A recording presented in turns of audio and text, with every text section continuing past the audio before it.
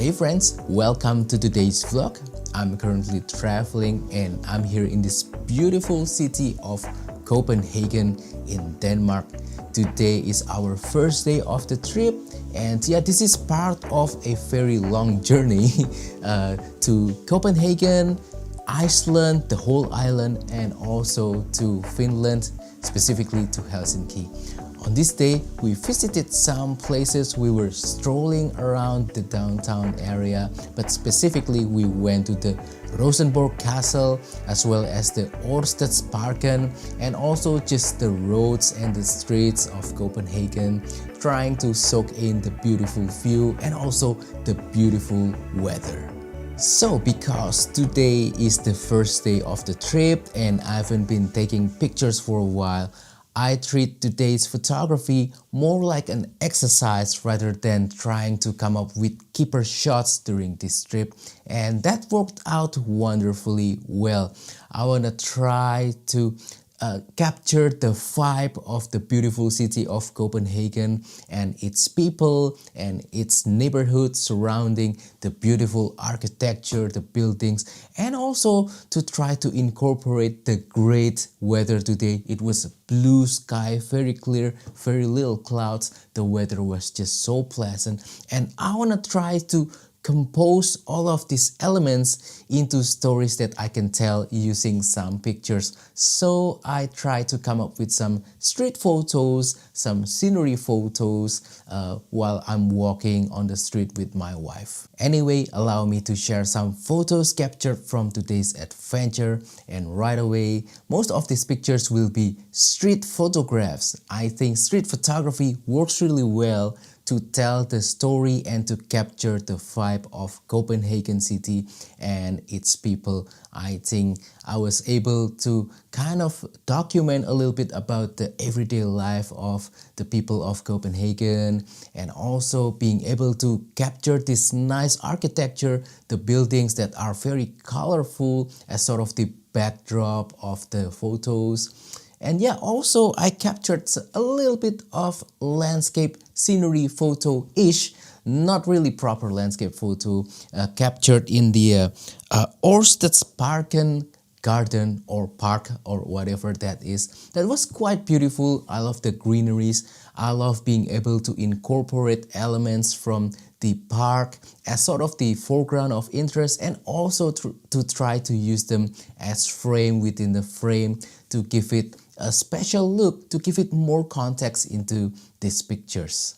Now let's talk a little bit about the gear that I'm using today, which is mainly my Panasonic Lumix G100 camera right here. This is a micro four thirds camera and I just love it so much for today's adventure. I think the camera performed flawlessly. Single autofocus was perfect, no flaw at all. I was able to capture moments quickly and also accurately. I never really miss focus or anything like that. The camera is very responsive, the handling is very nice. I set the camera mostly to shutter priority and set the shutter speed to about 1/1000, so very fast, and it's able to freeze the moments so that there's no movement blur whatsoever.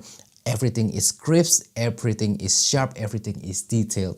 And speaking about lens, I'm only using one lens today, and that is the Panasonic Lumix 14 to 140mm f3.5 to f5.6. This proven to be a really great lens for travel. Flexibility is unmatched, and I was able to just zoom in and zoom out to try to frame the pictures as best as I can, without having to rely on changing lenses or to walk closer or further away from the subject, which sometimes is not possible when you are traveling because you know the environment and stuff like that. So yeah, super zoom lens work. Actually, it feels very nice to just use one lens and don't have to worry about changing lenses. And with this setting, I was able to very quickly capture the moments, the pictures, and without having to worry about missing any shots.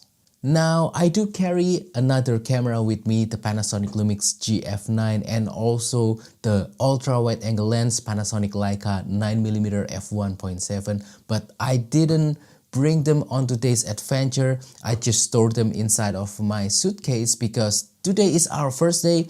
We just had 12 hours flight and that was very tiring. So today I just want to take it easy, bring less gear so that I'm not too tired and explore the city as best as I can.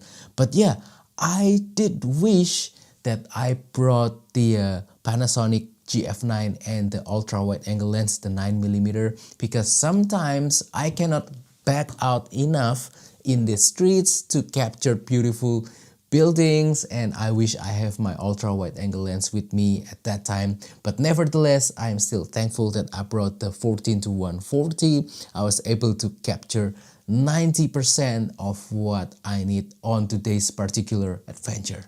Anyway, that's all for today's little adventure doing travel photography in Copenhagen, and tomorrow I will explore more parts of Copenhagen, so stay tuned for that. I will share more videos from this particular trip into my channel, so make sure that you are subscribed. But anyway, if you want to learn about travel photography and you want to learn from my expertise, make sure that you check out my travel photography ebook course called Simplifying Travel Photography. I will provide the link right here that you can check out and you can purchase my travel photography ebook to support my channel. And also I will release special travel photography contents on my Patreon and also on my YouTube membership. I will put the link to Patreon right here, and the YouTube membership you can join down below as well. Anyway, thank you for watching. I hope that you enjoyed this video. Stay tuned for more video. Please give this video a like, subscribe to my channel once again. Thank you and